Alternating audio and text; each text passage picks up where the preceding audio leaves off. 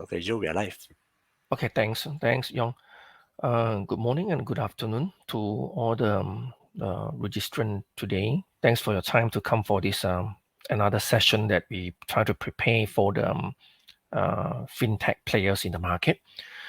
So just a short introduction that we are Matrix Invent. We are more like a value-added regional distributor.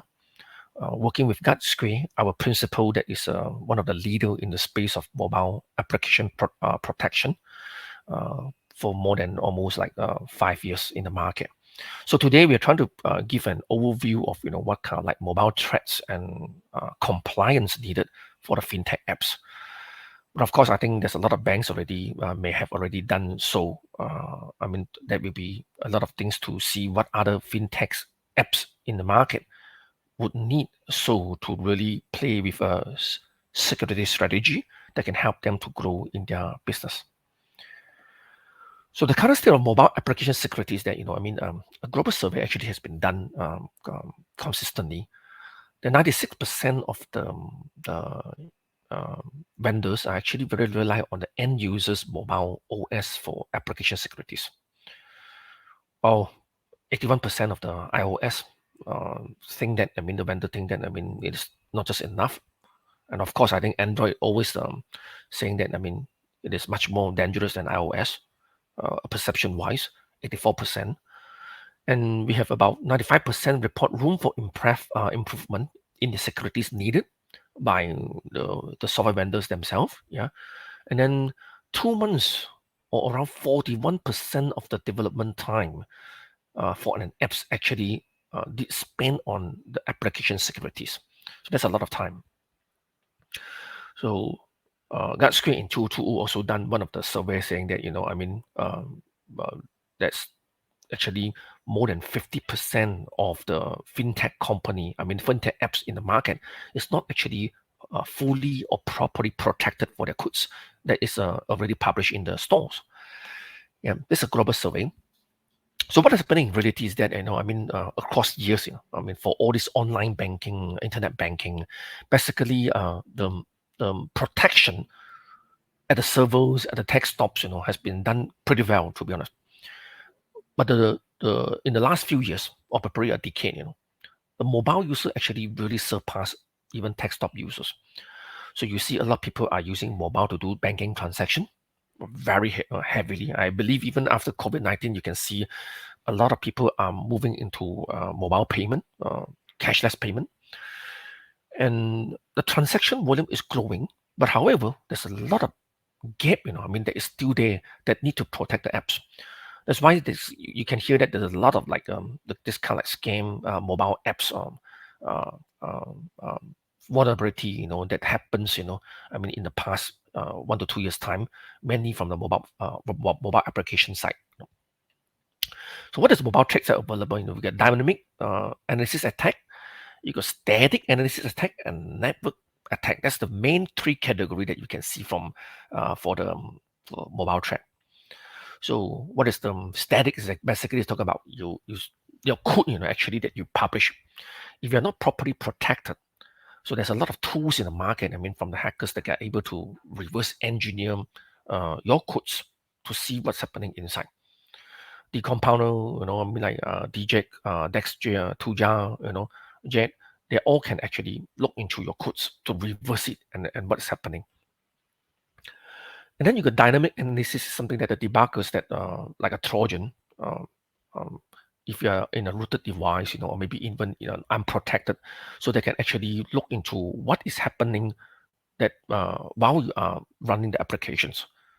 So they can look into your calculation algorithms, and what kind of value and output, and then plan for a even bigger man-in-the-middle attack, or maybe even other attacks.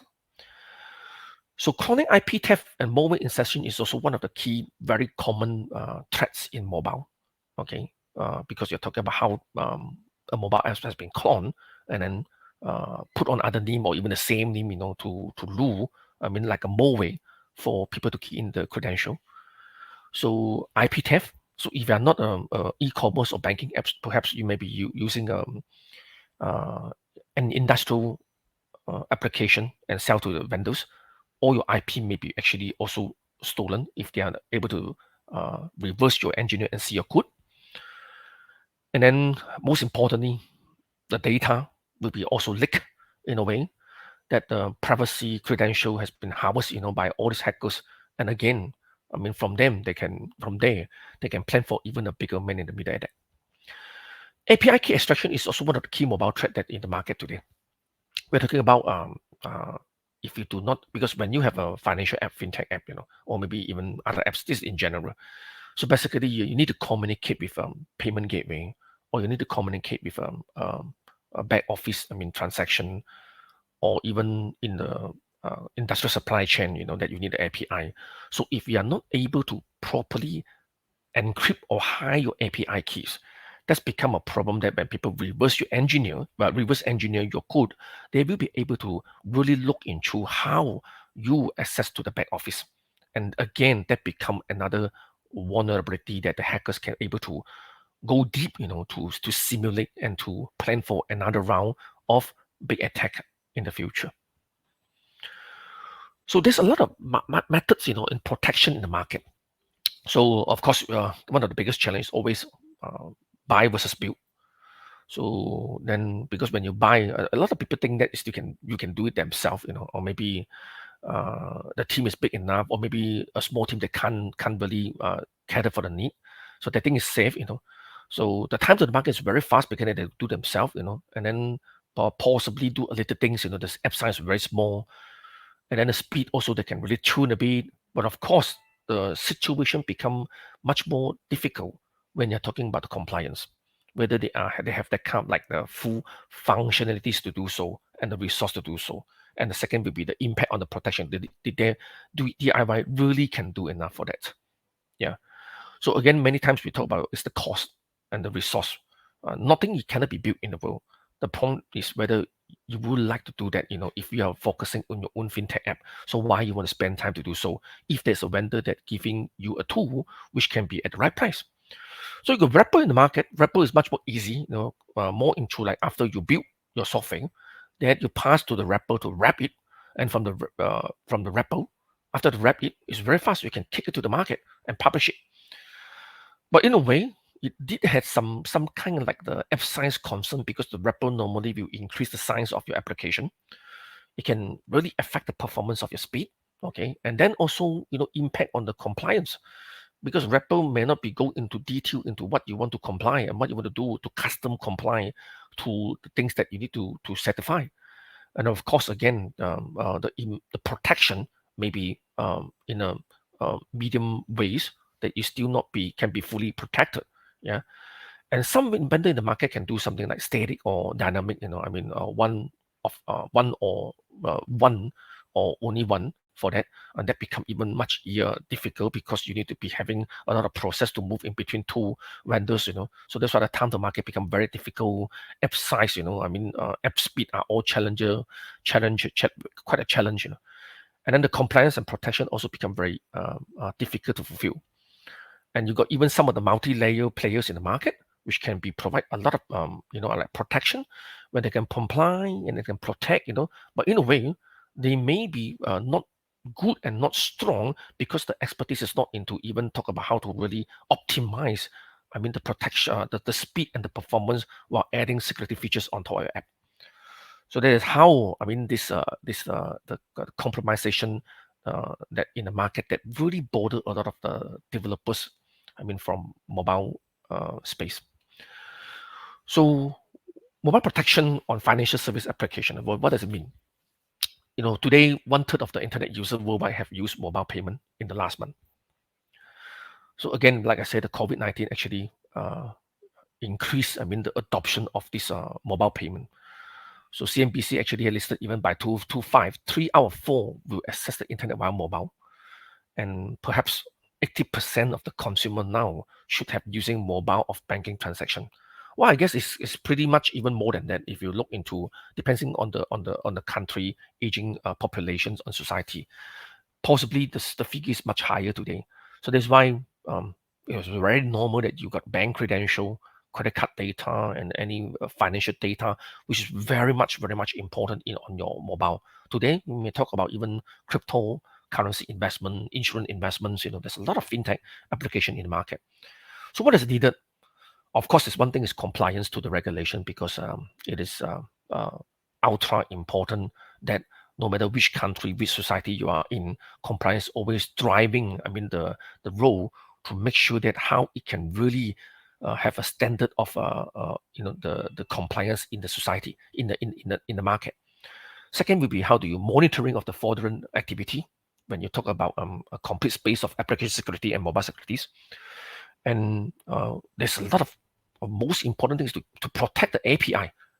Is it whether to ensure the transaction are legitimate to be recognized from the back office? Yeah. And many times you're talking about EMV, CO, the MX Discovery Master Visa, how you play a part to be really compliant before you can do EMV, into the service to your customers. So what is the common threats, to discuss with, of the mobile financial apps? Okay. The number one, I think, always rated will be the Trojan and malware. So Trojan and malware is like Nokia and 221, the threat intelligence report 80% year-on-year increase of a new banking Trojan. So what they did, they can steal your SMS containing OTP. They can redirect API calls. They can steal user information. They can gain unauthorized access, They can gain also the third-party apps hacks API. So there is quite a serious, one example, access to 55 banks when the API is compromised. This is one of the key example that happened in the market. So how does it work actually? Basically, we are talking about an apps, has been installed in end user environment, and it can be in jailbreak or can be bypassed when a game, and a social media or app based, or more ways that like tempt you to install. So when you install, then when you install on your mobile and you start to make some purchases, or you start to even using other mobile apps data, mobile financial data, then they will start to look into it in the background, or even lure you to enter the credential into the application. Then from there, there may be even a genuine games app, to let you play the games. However, when you're trying to buy the in-apps, like purchase, then they can send another particular, the information towards the other ends, while the other one sending to the right end. So basically, your data credential has been compromised. So from then, they can plan for a bigger man-in-the-middle attack, perhaps even real time, or perhaps even in the future, or maybe they can even restore some Trojan in your mobile apps, and then to steal the one-time password when you are not aware. And then they can be doing it again and again to steal your money. So you got fake banking apps, and fake financial apps. Well, fake apps is also very much important these days if you do not download your things from a genuine source. So 2% of the highest crossing apps are scammed these days, the fake banking apps, the fake financial apps, So if in particular your codes and apps are not obfuscated or hardened enough, and then they can actually get it, clone it, and then redistribute it. Somewhere looks like your apps. And then again, they will lure, the user to enter all the financial data capture and send to the hackers.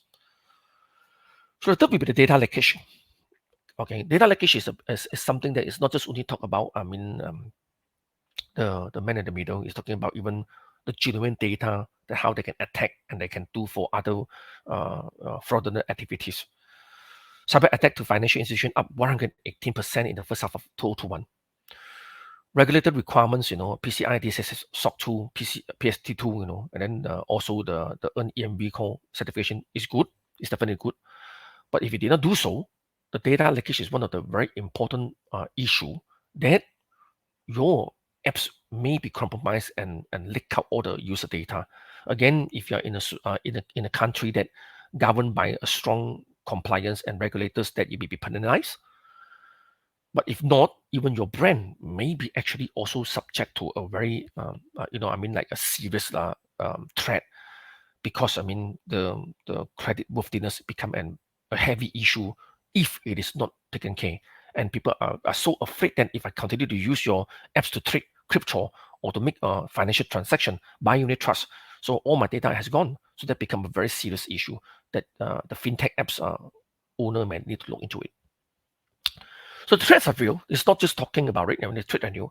So we just share two example. One would be the 7-Eleven uh, apps. Which is some years back, lost about 55 million yen on 900 accounts hack.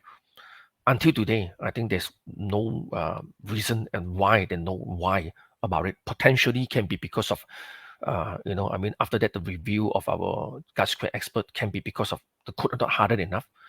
It can be also potentially that, uh, the apps has been rooted, and because it is not hardened enough, it's rooted, and it's understood everything, how they do the API call, everything's, from there.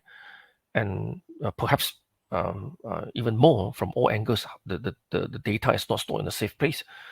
So another thing is that happened a few months back ago, in Malaysia, that where many banks has been reported, compromised by hackers, where all this like a malware that from games, social media, that tempt you to go and buy, make transactions, stuff from them.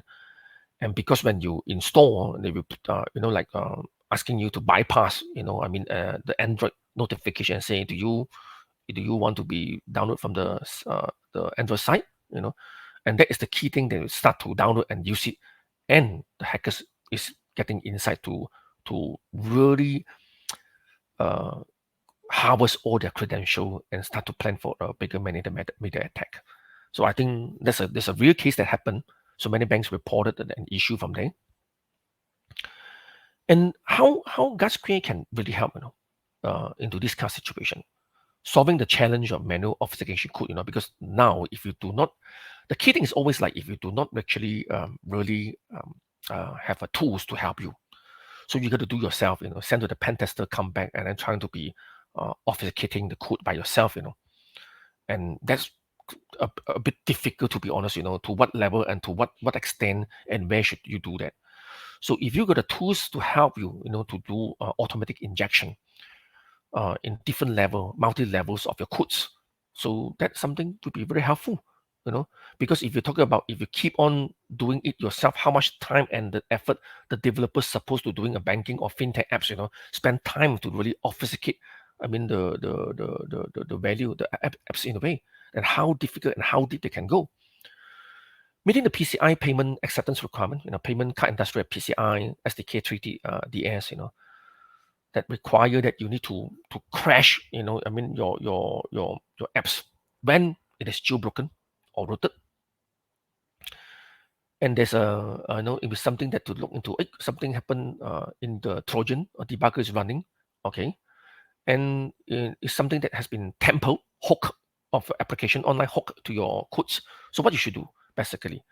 So it's a very important requirement how you can really detect all this, and then when it happens, then you have to crash it before it is too late. Because if you don't crash it, one of the simple ways is that the hackers can be able to really use a phone to purposely jailbreak and root their device. Root your device, go on top of it and start to look into that, your apps, how your apps behave. So if you harden enough, perhaps still okay. If you don't harden enough, I can still look into how your apps actually behave and sending and calling markup APIs. And to the third party servers and the back office. So applying consistent security techniques is also one of the very important thing from Guardsquare. Because again, when you talk about one of the fintech, you may send your application outsource or even develop internally. However, talents today are very various. It's very hard to really keep a standard of how people program and computing. Like build the particular mobile apps.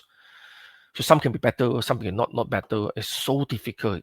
End up, it is still human. Though you may want to talk about standards to build the apps or whatever. Okay, but how Guardsquare can help is because when you talk about Guardsquare come into the picture, it can help you to really do all these kind of like consistent security techniques, across how to harden and how to really, um, added in the Rust protection into your mobile apps, in the polymorphic way. So what do you mean polymorphic is something that to talk about every time when we need to encrypt an algorithm or call flow, how it can really make into a different approach and different pattern, so that it is so difficult for securities, that techniques that can be done by a developer itself. And it's very challenging and time consuming and very cost costly as well in this case. To our perspective, I mean, personally, I will say that, there's a lot of room to improve for financial fintech applications. Security is a strategy, I mean, today, I always think that, if you talk about compliance, it is very important. Some country you may need to the regulators to drive all the job. Some they will do it by themselves a little, but the regulators have to set up a standard. However, it is still the same if you do not view security as a core strategy in your organization. So if just because of you need to do it, then of course it's difficult to put an effort on that. So that is why in some certain countries, the board has to be someone who have a cyber security knowledge. So in a way that you can drive the business. So why not? If a bank or if a fintech can say that if your things has been stolen, we will guarantee you up to a certain levels, and that become a branding of the securities. In a way that can help you to grow business, but at the same time you are able to really put an initiative internally in your organization to look into it seriously instead of just like what you need to do what you need to do because you need to do is because you need to do, but you didn't do it because of you're passionate to do it. Yeah. Compliance to regulators, those compliance, sometimes it also can be happen if the compliance can be PCI, but can be also some local central banks, somehow after, like you have a compliance, do you actually enforce any penalty? And that also become one of the key issue. If it's a compliance and enforcement but without penalty, I think there's always you got a loophole to go. That's always become secondary, and people will not take serious about this perspective to improve, insecurities. And the third will be shifting left, the SDLC. Now people keep talking about the system development lifecycle. How you shift left by using the strategy of securities. So it used to be like you build the apps, and then you wrap it and then you publish it. The problem is every time you did that, the cost to recover a problem and cost to find a problem become highly expensive and highly time consuming. So if you are able to really move your SDLC, move left, from left, while you're building, you are able to test it, you're able to work on it, to input, the securities, the functionality into your mobile apps, then you will definitely reduce the cost of recovery in the future when something happen. Okay. And another thing will be more into like balancing development securities. It's very important. If you do not balancing the developments, in a way you keep on develop, you have to even understand how much you can protect your apps. But if you're not, you keep on pushing out, in a way. So somehow again end up one or two major issue may really drive your brand down significantly. Again, what is the most nightmare for all CIO is because when something goes wrong, the recovery cost effort is always become a very important nightmare for them. Okay, so that's why shifting left SDLC become one of the very important things. Balance your development, balance your securities, and get it at the most earliest stage as possible. Okay, and the last one we will think that it has to be also balancing the user experience and the social responsibility, because these days we found that there's a lot of banks, mobile apps in the market. Well, when the securities raising the bar, the hackers raising the bar, and the securities raising the bar as well, the measure raising the bar, and you would time to find it, the UX, how the user interface has become so difficult for many seniors. Well, that become quite unfair. So if you are really developing your apps, very so powerful to move on, but however, you have lost sight into certain seniors that has been really paying a lot, like, I would say effort in the past to the society.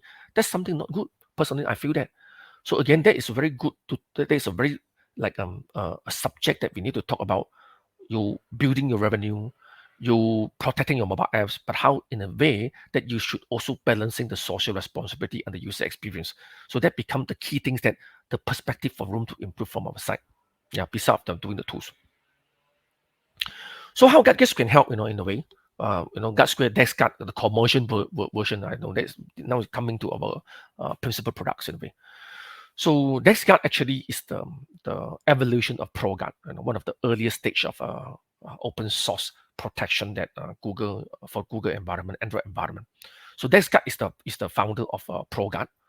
And in 2014, they actually start to go in with even much more in-depth and commercial version. The reason being is because the needs to really drive the raising the bar of these security functionalities. There's a lot of money and need to be invested into the new function.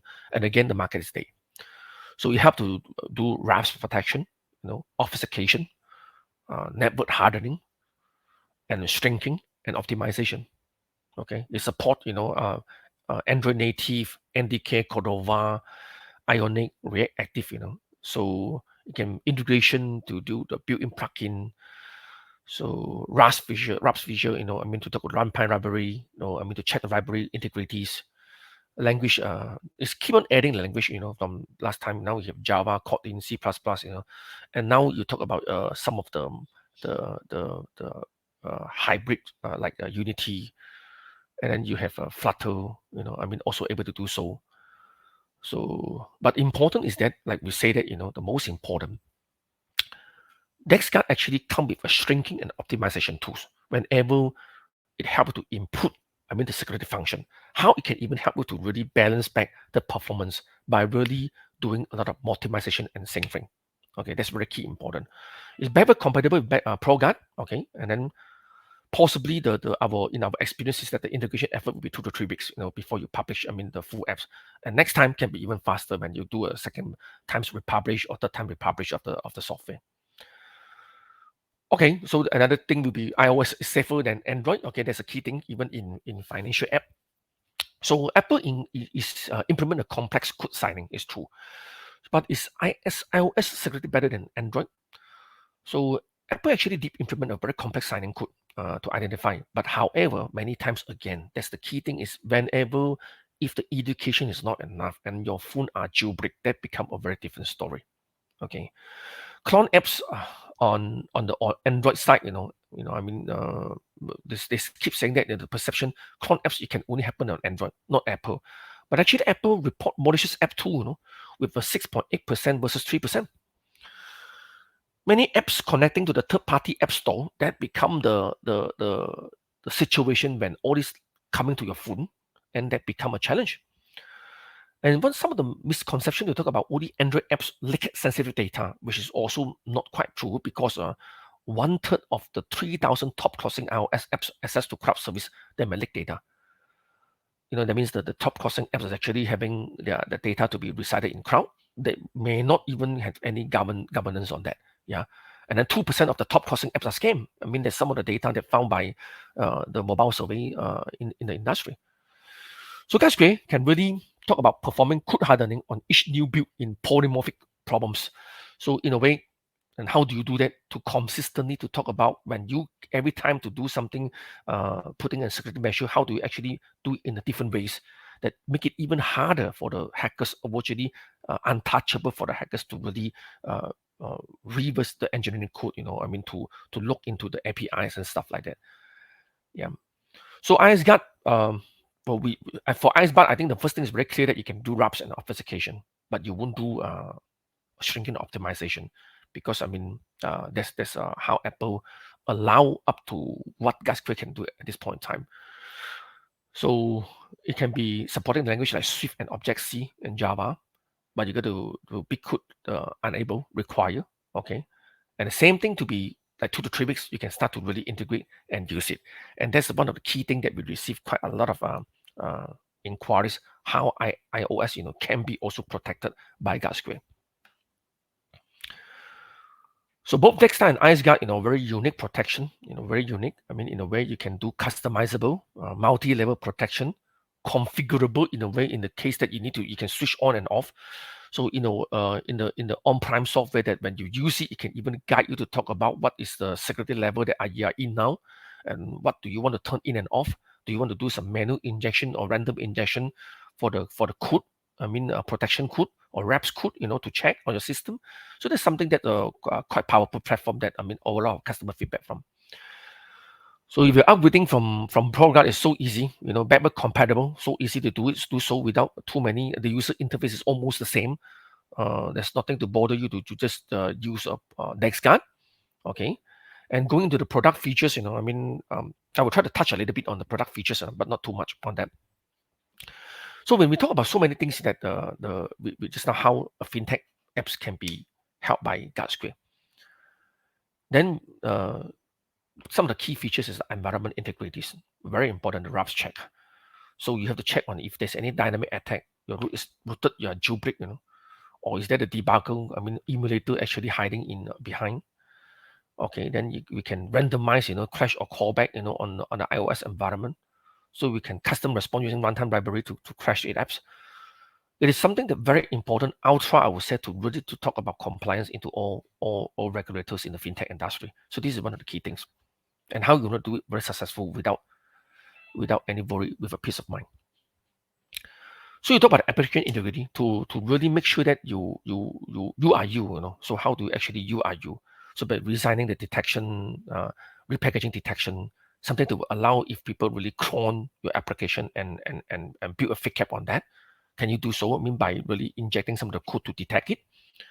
Code integrity, hooking detection for some of the real runtime code runtime code tempos, with a code traction tracing detection, Object-C method swiftling prevention, system library integrity, and then randomized crash of callback, and also the custom response using runtime library. So this is something that to talk about. If can you actually even detect, if something that is on real time that people are doing hooking, is more into like a runtime online, on time, real time. People are injecting or tampering your code during the online environment. But of course, you also have the most important, the code hardening. I think I would say, for Guardsquare, it's a security of all, mother of all security in application security. You have to protect to make people that rarely or even difficult to understand what your code is. So you do name authentication, control flow authentication, and it down to arithmetic authentication, native code authentication, code virtualization, string encryption, class encryption. So you can see how deep it can go, until like native library encryption, logging and call handling, all these things.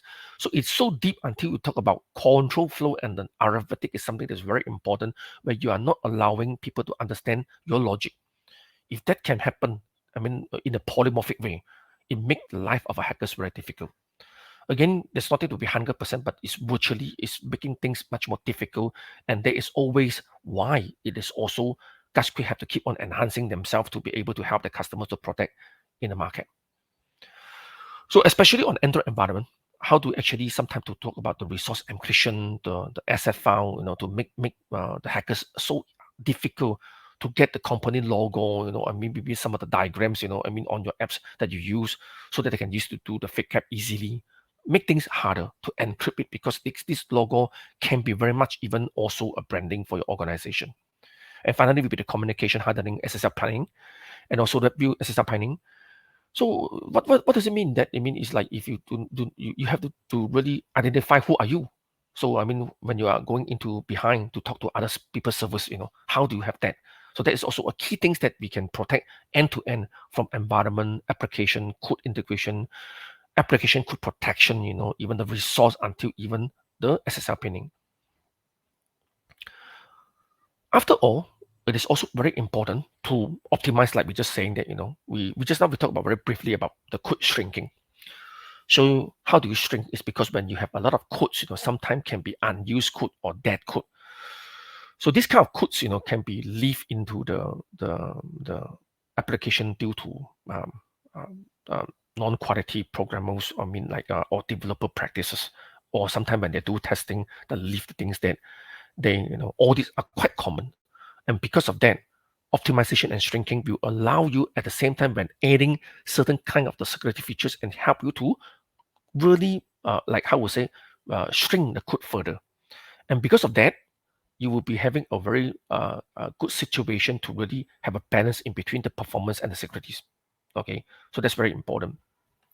In the Java, you got Java code optimization environment, inherited from ProGuard. And unique to ThreatCast is talking about the resource shrinking and resource obfuscation. That's something that is very go in detail to make your apps even much more swift and powerful to balance with the securities. That is one of the example, movie guide, you know, before and after 9.7 meg, 7.2 megs. Launch time, I mean, it's much more faster. And then talk about Wikipedia, 20.6, 18.3. So then 6.6 second until 3 seconds if you use, I mean, the optimization tool from Guardsquare.